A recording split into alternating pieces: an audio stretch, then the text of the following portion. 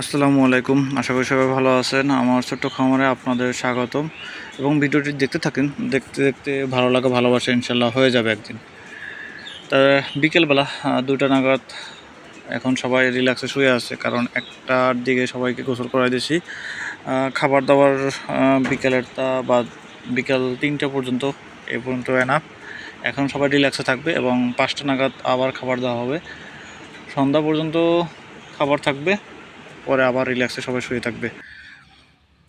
আর এর আগের দিন ভিডিওতে দেখাতে পারিনি, মাছের খাবার ছিল না, এর জন্য মাছ ক্লিয়ার উপরে কতটুকু সাইজ হয়েছে বা কীরকম কী কী মাছ আজকে দেখাবো।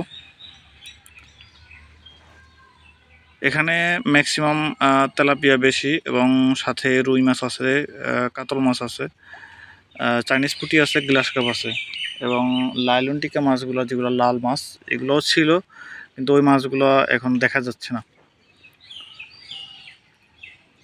আপনার প্রথম দিক দিয়ে যখন আমি খাবার দিতাম তখন ওই রকম খাবারগুলো খাইতো না, অনেক খাবার নষ্ট হয়ে যেত। ইদানিং যে খাবারগুলো দিচ্ছি এগুলো মাশাল্লাহ ওরা ঠিক মতনই খাচ্ছে। আর একটা এর আগে খাবার দিলে দেখা যাচ্ছে কিনে খাবারগুলো কিছু কিছু কিনারে চলে আসতো, যেগুলো আর পরে আর খাইতো না।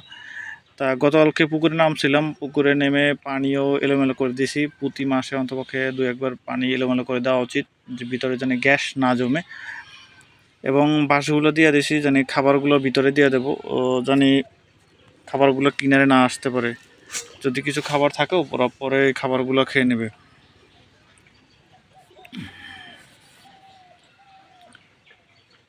এবং এখানে কিছু কিছু তেলাপিয়া দেখা যায় লাল হয়ে গেছে। আসলে লাল যে তেলাপিয়া এগুলো আসলে হয়তো ক্রস বা মিডিয়াম, আমি জানি না।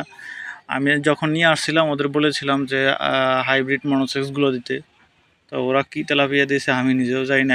এখন দেখি তো ওই রকম বড় সাইজ হয় না। তা গত বছর যখন ফালাইছি তখন ওই রকম ওদের খাবার খাওয়ানো হয় নাই, এজন্য হয়তো তেলাপিয়া মাছ ওইভাবে বড় হয় নাই। এই বছর দেখি যে কম বেশি তো খাবার খাওয়াচ্ছি, দেখি ওরা কতটুকু হয়। আর এর আগে ভিডিওতে দেওয়া ছিল যে কুকার নটটা ওর একটা মাদির সাথে জোড়া দিয়ে দেবো, কোকা মাদির সাথে।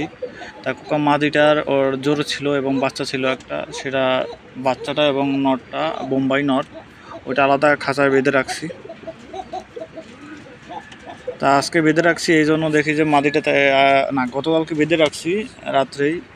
আজকে সে মাদিটা দেখতেছি জোড়া নেওয়ার জন্য, মানে এই বাংলা যে একটা নর বা খাঁচায় বাঁধা, ওর সাথে জোড়া নেওয়ার জন্য বেদিক। এবার চিন্তা ভাবনা করো, তাহলে ও বাংলা জোড়াটাই বাইরে রাখি, তাহলে তো আর জোড়া নিতে পারবে না। আর বাইরে এরা তো আছে, এরা খাবারের জন্য বেদিক হয়ে আছে, এই জন্য সবাই বাইরে।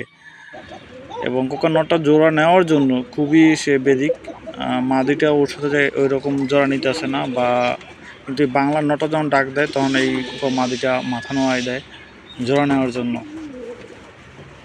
কিন্তু কোকার নটটা জোড়া নেওয়ার জন্য বেদিক। আর একটা আমিও প্রথমে খাঁচার ভিতরে কোকা দুইটারে বেঁধে দিয়েছিলাম, কিন্তু কোকা নটটা একটু ঠুকরোটুকরি করে, ডাকেও কিন্তু ঠুকরোটুকরি করে, তাহলে তো সমস্যা। তা 2-3 দিন থাক, 2-3 দিন থাকলে এমনি ওরা জোড়া নিয়ে নেবে। বাংলা নট জোড়াটাও ওরা বেঁধে রাখি, তাহলে এটা সুবিধা হবে।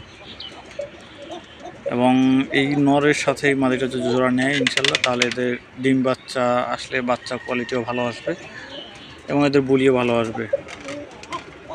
কোকা কবুতরের মেইন বৈশিষ্ট্যই হচ্ছে ডাক, এদের ডাকের উপর নির্ভর করে এদের দাম প্রাইসও সেরকম। কোকার বাচ্চা বর্তমানে একটা আছে নতুন, আর একটা বোম্বাইয়ের বাচ্চাটা একটা ছোট খিস, মানে ওইগুলো হাড্ডি, আর একটাই শুধু কোকার বাচ্চা আছে এখন। আল্লাহ হাফেজ।